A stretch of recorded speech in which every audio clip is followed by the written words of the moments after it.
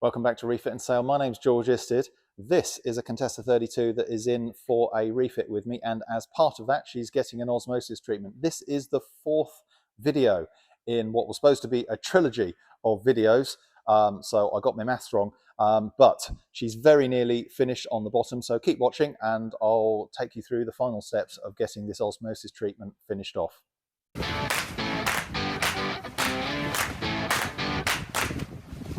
So if you saw my earlier videos, she was peeled outside. I then pressure washed the bottom lots. She was then brought inside. I then dried the whole laminate with my heat and vacuum system until the moisture readings on the hull were low enough that I could then start rebuilding the surface. So to rebuild the surface, she's had a layer of biaxial glass laid up on the bottom using epoxy resin. I've then filled and faired the bottom until she's virtually smooth. I've just got the last little finishing touches to do on that filling and fairing process. As you can see behind, I'm just doing underneath the cradle pads. So I'll do a quick tour around the boat so you can see how she looks. The filling and fairing process is largely complete. I just couldn't quite get it all done in time for getting a video out this morning.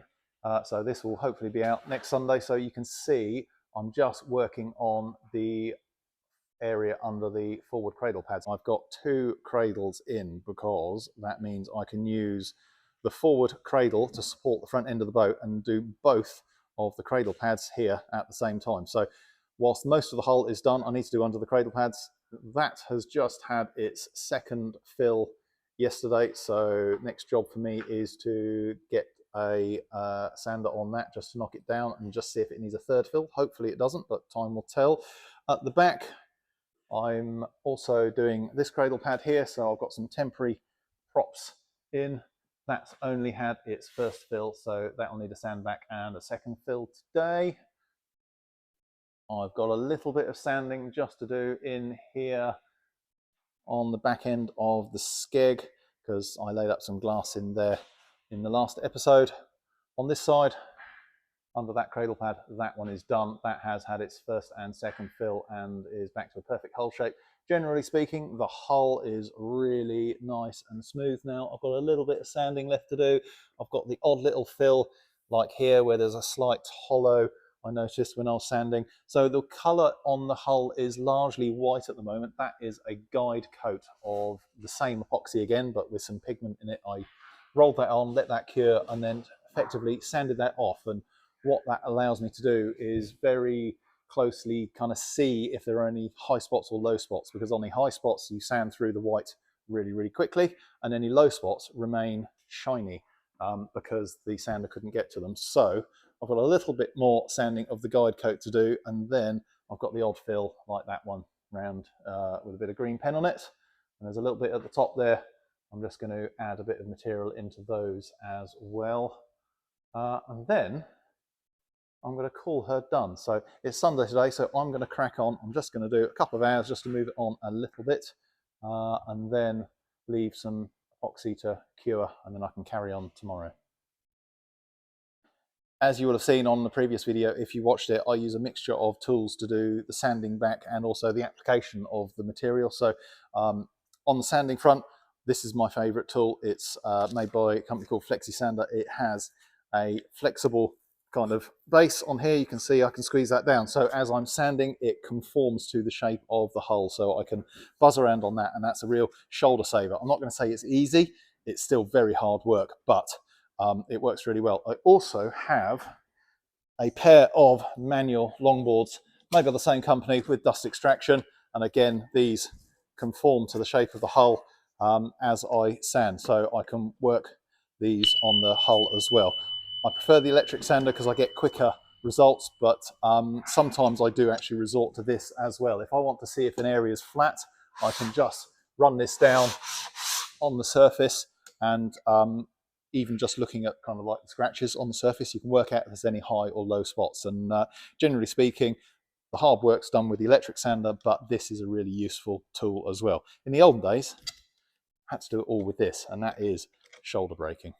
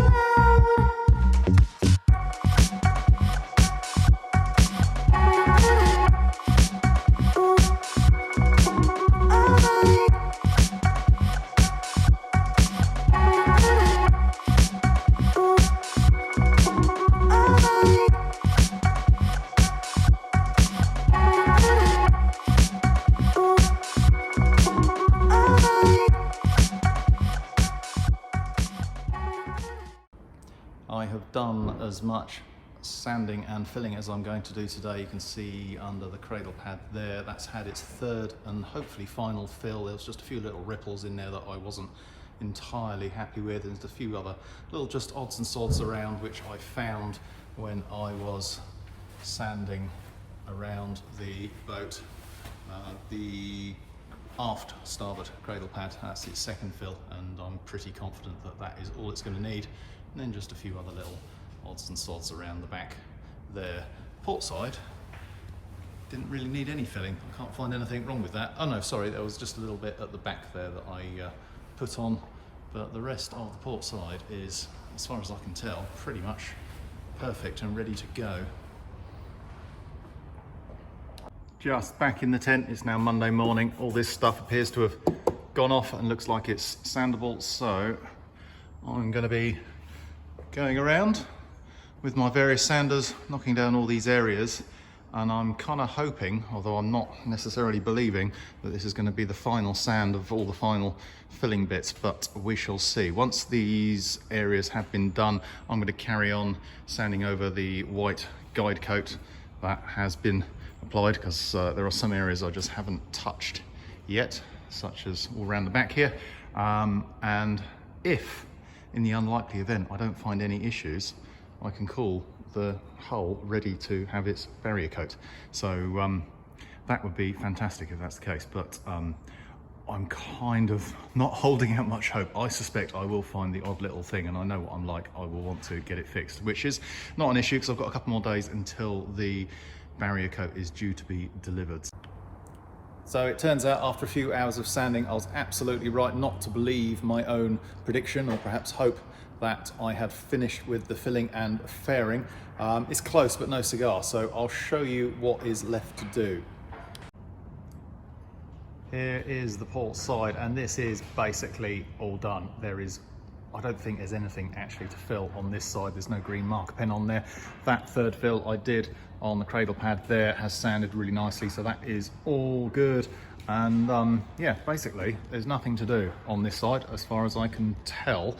On the starboard side though, unfortunately there's just the odd little bit. So you can see some bits of green pen where I've drawn on the hull in various areas, and they are just going to need another little fill. So the bit that's kind of most annoying is this bit here. So under the starboard forward cradle pad, I thought that was going to be pretty close, but I am filling a depression in the hull which is there from the original manufacturer. So when the boats were built, they were pulled out the mold and stuck in a cradle, and the boats tended to ever so slightly sag over the cradle pads when the boat was originally built. So that is quite, I'm not going to say it's quite common, but I've seen it on a number of Contessas where you've got a slight defect in the hull. So I'm filling that in just to get it back to a perfect hull shape, and whilst I've put 3 fills into this, it is still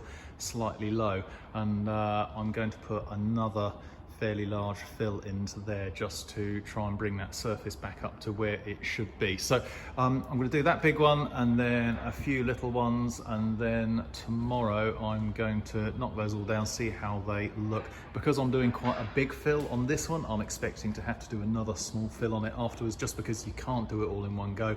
And we will see how it looks tomorrow, but that's fine. I have kind of looked at the weather and looked at when things are going to turn up, and my plan is, it's Monday today, my plan is to probably start putting the barrier coat on Friday, and I'm going to do it in consecutive days, so Friday, Saturday, Sunday.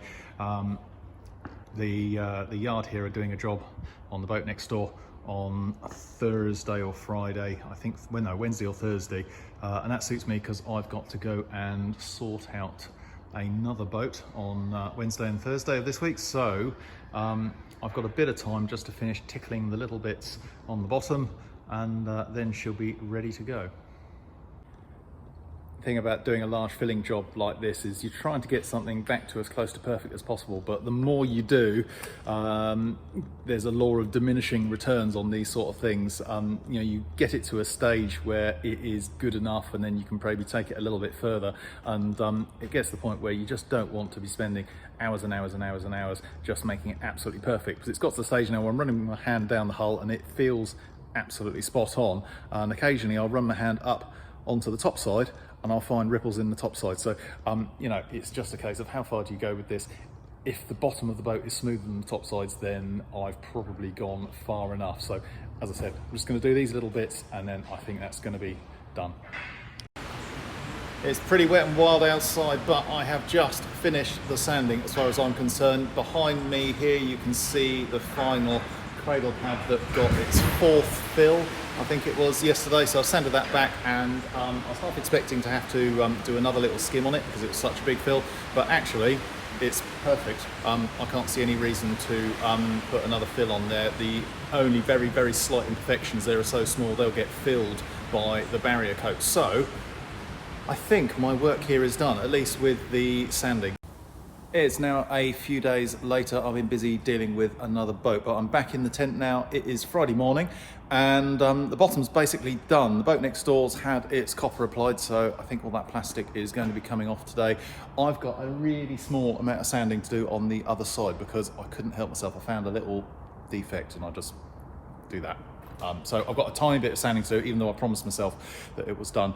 I'm going to do that, then she's going to need a really good clean down. So I'm going to start by giving her a wipe down just with water. It's going to be a nice warm sunny day today, so this is going to help. So I'm going to wipe it down with water, let that dry, and then give it all a really good wipe down with acetone. Giving it 2 wipes down, rubbing my hands all over it will also allow me to pick up any other areas where I maybe missed a bit of the sanding or something like that, just to double check that I'm not going to find any further defects that I want to deal with. And then by this afternoon it'll be lovely and warm in here, and I'll be able to put the first coat of High Protect on. So I am putting this stuff on, I don't know if you can see that. So Hempel High Protect, and it's a 2-component epoxy coating. I've used it before on other boats, and it's nice to apply. It gives a nice finish, and well, it does what it says on the tin. I'm going to be rolling and tipping that on, so that just allows me to get it on quickly but also get a fairly decent flat finish. So I need to go and probably go and buy some more rollers, so I'll do that while the hull is drying. So I'm going to roll it on, and then I'm going to tip it in one direction, and then with the next coat I'll roll it on and I'll tip it in the opposite direction. So that means that when I'm tipping it off, because it will leave slight brush strokes in it, by doing it in one direction and another direction, I'll be kind of filling the brush strokes on each application, so it should give a pretty decent finish.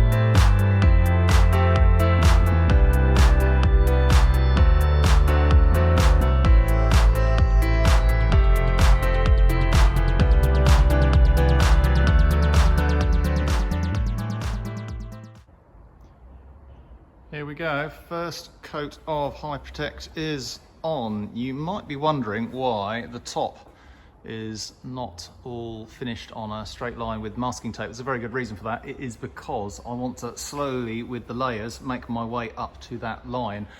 So the next layer of High Protect will go a little bit further up towards the masking tape, and the next one will probably go up to the masking tape, and the final one up to the masking tape. And that is just to stop there being a really big kind of lip just here. So as it's going over an area which is only partially covered with water, it is technically above the actual water line.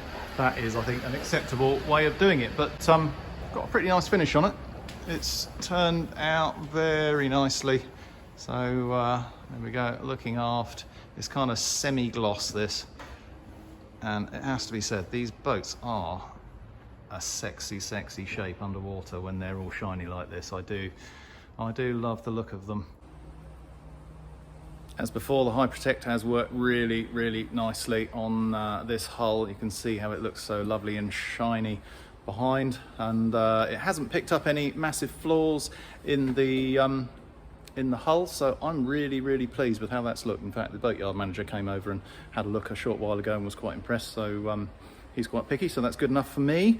And I have got 2 flies, I think, are going to unfortunately expire on the surface.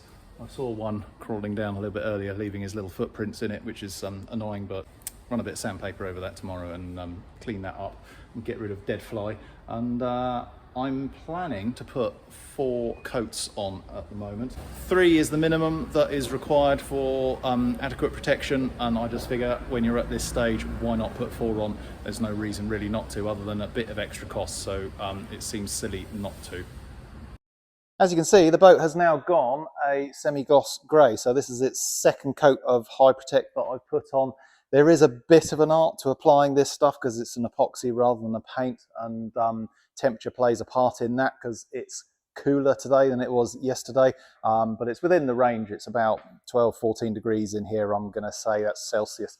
And you may have noticed when I was rolling it on in the video, when I was doing the first coat, without wanting to teach anyone to suck eggs, you really want to get it out nice and evenly. So I was rolling it in one direction, then I was rolling it in the other direction just to try and get it as even as possible. And then I was coming back in with the brush. On the first coat, I was going vertically with the brush just to tip it off, just to get it as smooth as possible. And on this coat, I've gone the opposite direction. I've gone horizontally. So that's given me a reasonably nice finish. There are brush strokes in this. That's something you really can't avoid with this particular coating. There are solvented epoxies that you can put on which give a better finish, as in it's flatter. But on the flip side, with a solvented epoxy, I don't think you get as good a protection, and you have to put more coats on. So there's more application work kind of involved. Although the application is kind of easier on the solvented ones, this does require a bit more skill and a bit more care when you're putting it on, I think. But anyway, I've got 2 more coats I'm going to put on this, and then that gives me enough material that I can, if I want to, buzz it over with a sander, and there'll still be loads of material on there, more than enough to provide the protection required. So I'm going well over the required thickness just for the added protection, added waterproofness, but also so that I can knock it down with the sander again just to get a really nice finish. So I'm going to end it here because you don't need to see me applying more coats of barrier coat, and we are not going to be applying the anti-fouling in this episode. I think we are going to be going for copper coat on the bottom, but we've made the decision that until all the seacocks are done, until the rudder's done and all that sort of stuff, it makes sense to put the boat back outside. The yard here have got some other boats they want to put into the tent, so I'm kind of trying to work with them. So we will do a completely separate episode about copper coat, assuming that's what we go for. I think we are, but I'm not 100% sure. It's not my decision. So thank you very much for watching. Hope that was interesting. I can finally say the trilogy +1 of the osmosis treatment is done. It's complete, and my shoulders are very thankful for that. Hope that was interesting, and I will see you next time. Thanks for watching. Bye bye.